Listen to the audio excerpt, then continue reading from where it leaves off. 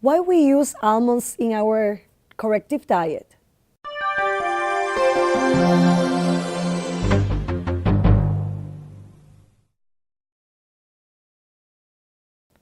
We use almonds because they are alkaline and they are not that fatty. They don't have as fat compared to the other nuts, and the others are not alkaline, they're acidic, forming the minerals that are there, they are not alkaline. But you know what? Let me tell you how you can use them.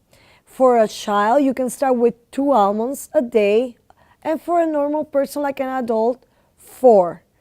Sounds little, but most of the time, we eat a lot of fat and we eat a lot of protein. So try to have some moderation, some temperance there.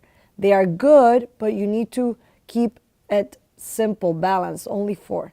And how you do it, how you eat your almonds, you should soak them in water at least 8 hours, and after that, they will be ready for consumption. They will be good for a salad, or you can use them in some other recipe, maybe a dessert.